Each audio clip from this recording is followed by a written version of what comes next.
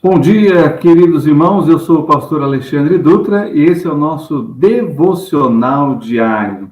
O tema do nosso devocional de hoje é o Monte da Transfiguração e o nosso texto está lá em Mateus capítulo 17, versículos de 1 a 9. Abra sua Bíblia comigo e acompanhe a leitura do primeiro versículo que diz assim as Sagradas Escrituras. 6 dias depois, tomou Jesus consigo a Pedro e a Tiago e a João, seu irmão, e os conduziu em particular a um alto monte.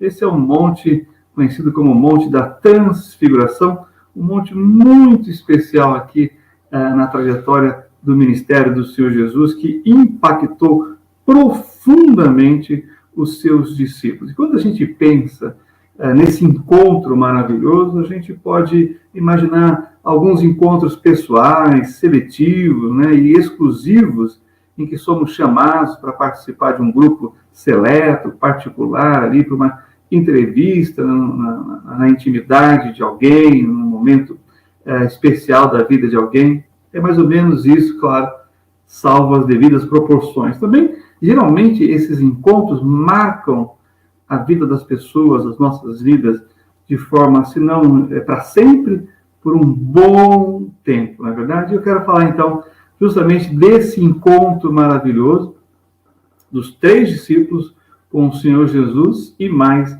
alguns personagens bíblicos conhecidos que realmente, de fato, se tornou, assim, um momento especial na vida desses discípulos. Quando nós olhamos aqui para o texto, versículo 1, perceba que nós temos Pedro, Tiago e João. Eles aqui vão ter essa experiência maravilhosa. Do grupo de 12 discípulos, o Senhor, então, tem um grupo ali dos mais próximos, mais íntimos dele, e ele escolheu para esse grupo, mais seleto, exclusivo, dentro de um grupo já super seleto, 3. Pedro, Tiago e João. Lembrando que Tiago e João são irmãos. É por isso que a Bíblia chama de que há amigo mais chegado que um irmão, não é verdade? E também nós entendemos isso como, chamamos isso também como aquele ciclo mais íntimo de amizade. Dos 12, o Senhor Jesus tinha 3 mais íntimos com ele que podiam participaram de momentos únicos, nas suas vidas com o Senhor Jesus, tá bom?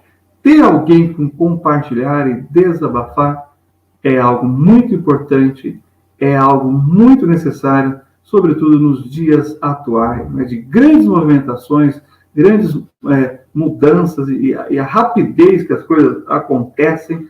É necessário você ter alguém íntimo que você possa confidenciar, desabafar, abrir seu coração, ter alguém para orar junto, isso que é verdade. Bem, a Bíblia também chama isso de ajudai-vos uns aos outros, Isso é muito importante. E aí, chegamos no versículo 2, onde de fato acontece a transfiguração do Senhor Jesus, e Mateus 17, versículo 2 diz: e transfigurou-se diante deles, e o seu rosto resplandeceu como o sol, e as suas vestes se tornaram brancas como a luz. O texto paralelo a esse, em Lucas e Marcos, é interessante que tem uns adendos, uns acréscimos, que eu gostaria de compartilhar com vocês. Não precisa ir até lá, vou apenas mencionar. Por exemplo, o evangelista Lucas relata que a transfiguração se deu enquanto o Senhor Jesus orava. Olha que detalhe importante esse daqui. Por quê? Porque a oração nos leva para mais perto de Deus, não é verdade? Que é o Pai das luzes, e a sua luz dissipa as trevas em nossa mente, em nosso coração, trazendo à luz, refrigério para a nossa vida. Essa é a bênção dos que oram a presença gloriosa de Deus. E o rosto, o texto diz, o rosto e as vestes do Senhor se transfiguraram.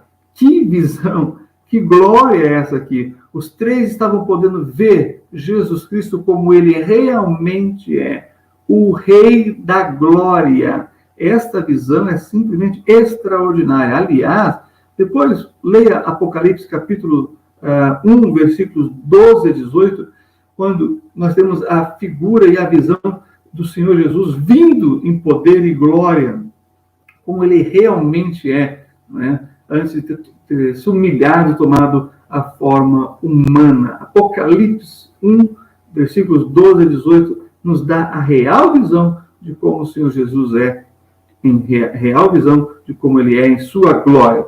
Mas no versículo 3, nós temos aí a aparição, a presença de Moisés e Elias, duas figuras emblemáticas do Tanar, né, do Antigo Testamento, que vieram marcar a presença nesse momento glorioso já por si. Olha só, o texto diz: e eis que lhes apareceram Moisés e Elias, falando com ele. Olha que experiência, né, para os 3 discípulos. De acordo com Lucas também, né, 9:31, Moisés e Elias falavam com Jesus acerca da sua morte. Uau!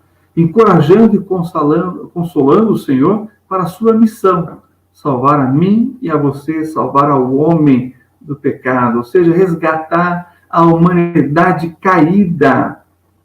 Todos aqueles que caíram e querem levantar, pode olhar para Jesus, que veio nos resgatar, nos colocar em pé, na presença de Deus, nos dar perdão dos pecados e uma nova natureza. Consolação como palavra bendita é o que nós precisamos ter nas nossas vidas. Quem você pode consolar hoje? Que palavras boas de edificação você tem para as pessoas hoje? Pessoas que talvez estão passando uma situação mais difícil que a sua. Nós estamos passando por esse momento difícil na humanidade, do Covid-19. E qual palavra você tem de ânimo, visto que as manchetes na televisão, nos jornais, é de desgraça, é de tristeza, é de pânico, é de medo, é com o propósito de assustar as pessoas. Que palavra você tem hoje para as pessoas da sua família, da sua casa, pessoas com quem você trabalha, que estão passando por essa mesma adversidade? Que palavra de consolação e de edificação você tem para hoje? Isso é muito importante. E aí nós temos a presença de Elias e Moisés. Elias, o profeta do povo, Moisés, o libertador da nação de Israel. E eles estavam ali com o Senhor. Mas olha só que nós percebemos nesse lugar, é um lugar de bênção, é um lugar abençoado. Acompanhe comigo o versículo 4 de Mateus 17, que diz: e Pedro, respondendo, disse a Jesus: Senhor, bom é estarmos aqui. Se queres, façamos aqui 3 tabernáculos, um para ti, um para Moisés e um para Elias. Perceba que a alegria do lugar abençoado é tão contagiante, é tão maravilhoso, que Pedro não se preocupa com ele mesmo, e nem com Tiago, e nem com João. O importante é mantermos essas pessoas que são uma bênção junto a nós, próximo de nós, no nosso meio, né? Perceba então também que a manifestação gloriosa de Deus nos leva a um ápice de gozo, tá bom? Alegria ao ponto de não discernirmos bem o momento e muito menos o que fazer em situações como essa, né? Essa fala de Pedro reflete bem isso. São como visitações maravilhosas que nos deixam de boca aberta. Quando Deus se manifesta de uma forma particular na sua vida, de uma forma especial na sua família, você pode contemplar esse ápice de alegria e às vezes você fica: meu Deus, o que dizer numa hora dessa, né? Tanto é verdade que Pedro quer construir aqui 3 cabanas no Monte da Transfiguração e viver ali, ficar ali para sempre, com Cristo transfigurado, com o grande legislador Moisés e com a grande figura, né, entre os profetas, que foi o profeta Elias, tá certo? É interessante que Marcos 9:33 registra o seguinte acerca de Pedro: não sabendo o que dizia. Mas olha, é melhor dizer aquilo que vem ao seu coração e que sai pela sua boca de alegria do que ser um pessimista, não é verdade? É melhor ser uma pessoa ingênua, mas contagiada pela alegria, do que ser um pessimista diante de uma manifestação maravilhosa da graça, do poder e do amor de Deus. Bem, às vezes estamos tão felizes diante do Deus eterno que de fato não sabemos o que dizer. Então, como disse o grande evangelista Moody, quando acontecer essas coisas, tire o chapéu. né, e adore, tá certo? Esse é o conselho do D.L. Moody. Bem, no versículo 5, nós temos a declaração de amor do Pai. Olha que coisa especial. É um momento glorioso, com a presença do Filho, do Pai, dos discípulos, de Moisés, né? Avino Malkeino, né? O nosso Pai, né? Que é o grande instrutor de Israel, como um pai mesmo, como é chamado, dito em hebraico. Tá certo? Mas, olha só, a manifestação do Pai é algo particular. Mateus 17, 5 diz: E estando ele ainda a falar, eis que uma nuvem luminosa os cobriu, e da nuvem saiu uma voz que dizia: Este é o meu amado Filho, em quem me comprazo.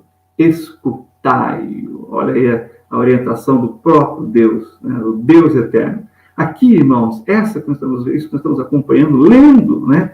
É aquilo que é chamado, né, pelos estudiosos de Shekhinah, ou seja, a manifestação da presença de Deus, também dito como uma teofania, mas aqui não uma teofania limitada na aparência humana, não, a teofania da manifestação da glória de Deus. Agora é o Pai que vem aqui encorajar e confortar o Filho amado. Cabe aqui uma aplicação. Você é pai? Você é mãe? Será que não é hora de você confortar o seu filho? Confortar a sua filha? Estender as mãos que ajudam a colocar de pé? Ou os braços que socorrem no momento de necessidade? Ou, como nós não estamos podendo, né, abraçar, beijar, carregar, talvez é hora de usar as palavras certas para elevar espiritualmente a vida das pessoas que nós amamos.